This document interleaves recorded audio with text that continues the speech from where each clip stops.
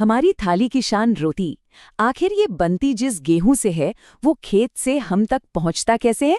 चलिए आज कृषि विशेषज्ञों की नजरों से बीज से लेकर कटाई तक के इसके पूरे सफर को समझते हैं। इस पूरे सफर को हम 6 हिस्सों में देखेंगे। पहले समझेंगे कि गेहूं इतना खास क्यों है, फिर खेत की तैयारी और बुवाई का सही तरीका जानेंगे। इसके बाद फसल की देखभाल, उसे खतरों से बचाने के तरीके और आखिर में कटाई और भंडारण की पूरी प्रक्रिया पर बात करेंगे। तो तैयार है? चलिए शुरू करते हैं। तो सबसे पहले बात करते हैं गेहूं की, जिसे सोने जैसा अनाज भी कहा जाता है। देखिए, ये सिर्फ एक फसल नहीं है, ये हमारे देश की खाद्य सुरक्षा की, मतलब फूड सिक्योरिटी की रीढ़ की हड्डी है। और अगर हम इसके पोषण की बात करें तो गेहूं एनर्जी का पावर हाउस है। इसमें करीब 70 से 75% तो कार्बोहाइड्रेट होता है, जो हमें दिन भर की ताकत देता है, और साथ ही 10 से 11% तक अच्छा खासा प्रोटीन भी मिल जाता है। और हाँ, इसी प्रोटीन का एक हीरो है ग्लूटेन। असल में यही वो चीज़ है जो आटे को गूंथने पर उसमें वो खिंचाव और लोच पैदा करती है। इसी की वजह से हमारी रोटियां इतनी मुलायम और ब्रेड एकदम सॉफ्ट और फूली हुई बनती है। तो ये तो हुई गेहूं की बात। अब आते हैं उस नींव पर जहां से सारी कहानी शुरू होती है, यानी खेत की तैयारी। अच्छी फसल का राज बीज बोने से बहुत पहले ही खेत में छिपा होता है। देखिए, गेहूं को रबी की फसल कहते हैं, मतलब इसे सर्दियों का मौसम पसंद है। ठंडी और नमी वाली जलवायु इसके लिए बेस्ट है। बीज को अंकुरित होने के लिए यानी फूटने के लिए 20 से 25 डिग्री सेल्सियस का तापमान चाहिए होता है। और मिट्टी, वैसे तो दोमट मिट्टी सबसे अच्छी मानी जाती है, पर बलुई या चिकनी दोमट मिट्टी में भी इसकी अच्छी पैदावार हो जाती है। खेत को तैयार करना भी एक कला है। इसके 3 मेन स्टेप्स हैं। सबसे पहले मिट्टी पलटने वाले हल से एक गहरी जुताई की जाती है। फिर कल्टीवेटर से 2-3 बार और जुताई करके मिट्टी को भुरभुरा बनाया जाता है। और हर जुताई के बाद पाटा लगाना तो बेहद जरूरी है। इससे न सिर्फ खेत एकदम बराबर होता है, बल्कि मिट्टी के अंदर की नमी भी बची रहती है। तो खेत तो हो गया चकाचक। अब आता है सबसे अहम काम, बुआई का। और इस काम में जरा सी भी चूक नहीं होनी चाहिए। यहाँ परफेक्शन बहुत मैटर करता है। सबसे पहला सवाल, बीज कितना? तो 1 हेक्टेयर खेत के लिए आमतौर पर 100 किलोग्राम बीज काफी होता है। ये एक स्टैंडर्ड मात्रा है जो एक अच्छी और घनी फसल की नींव रखती है। सिर्फ बीज की मात्रा ही नहीं, बीजों को बोने का तरीका भी मायने रखता है।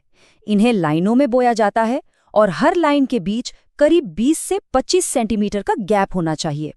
तभी तो हर पौधे को बढ़ने की पूरी जगह मिलेगी। और एक और जरूरी बात, गहराई। बीज को बहुत ऊपर या बहुत नीचे नहीं बो सकते। इसके लिए आदर्श गहराई है 4 से 5 सेंटीमीटर। इससे बीज को सही नमी भी मिलती है और वो सुरक्षित भी रहता है। अच्छा, बुआई से ठीक पहले एक छोटा सा लेकिन बहुत ही कमाल का स्टेप है बीज उपचार। सोचिए, बस 250 ग्राम थीरम जैसी दवा से 100 किलो बीज को ट्रीट कर लिया जाए तो फसल आगे चलकर बीज से होने वाली कई बीमारियों से बच जाती है ना कमाल? तो बीज अब जमीन में जा चुका है। अब क्या? अब शुरू होता है फसल की देखभाल का लंबा दौर। और इसमें 2 चीजें सबसे जरूरी हैं, सही पोषण और सही समय पर पानी। पौधों को भी तो अच्छा खाना चाहिए, है ना? इसके लिए एक खास NPK फॉर्मूला है। 1 हेक्टेयर में 120 किलो नाइट्रोजन, 60 किलो फास्फोरस और 40 किलो पोटाश डालने की सलाह दी जाती है। इसमें से फास्फोरस और पोटाश की पूरी मात्रा और नाइट्रोजन की आधी मात्रा तो बुआई के टाइम पर ही दे दी जाती है। और पानी का क्या? सिंचाई का टाइमिंग बहुत जरूरी है। पहली सिंचाई जो बुआई के 20-25 दिन बाद होती है, वो सबसे ज्यादा क्रिटिकल है। मतलब ये तो करनी ही करनी है।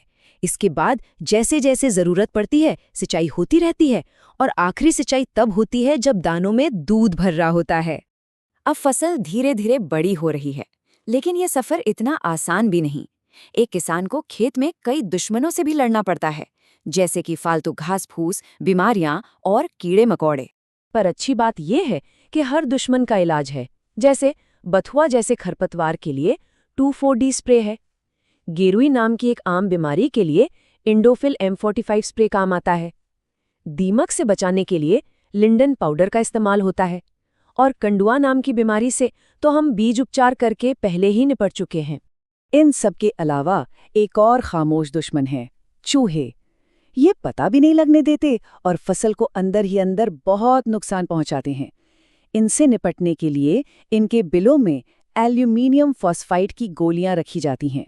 और इन सारी चुनौतियों को पार करके अब हम आ पहुंचे हैं इस सफर के आखिरी और सबसे सुनहरे पड़ाव पर। महीनों की मेहनत के बाद अब इनाम पाने का वक्त है, यानी कटाई और भंडारण। अच्छा, किसान को कैसे पता चलता है कि कटाई का सही समय आ गया है? इसका इशारा खुद खेत देता है। जब लहलहाते हरे पौधे धीरे धीरे सुनहरे रंग में बदल जाते हैं तो समझो फसल पककर तैयार है। तो इतनी मेहनत के बाद पैदावार कितनी होती है? अगर सब कुछ सही तरीके से किया गया हो तो 1 हेक्टेयर से आराम से 35 से 40 क्विंटल गेहूं निकल आता है। वैसे जो प्रगतिशील किसान हैं वो तो 40 से 50 क्विंटल तक भी निकाल लेते हैं। लेकिन कहानी यहाँ खत्म नहीं होती। फसल कटने के बाद सबसे बड़ा चैलेंज है उसे सुरक्षित रखना, और इसका सिर्फ एक ही राज है, नमी। अनाज को स्टोर करने से पहले ये पक्का करना होता है कि उसमें नमी 12% से कम हो। अगर ऐसा है तो अनाज महीनों तक खराब नहीं होगा। तो मिट्टी, बीज और सूरज, इस पूरे 5 महीने के सफर के बाद जब हम गेहूं का एक दाना अपने हाथ में लेते हैं तो ये क्या कहानी कहता है? ये सिर्फ एक दाना नहीं, ये किसान की मेहनत, प्रकृति के साथ उसके तालमेल और हमारी थाली तक पहुंचने वाले हर निवाले की एक सुनहरी कहानी है।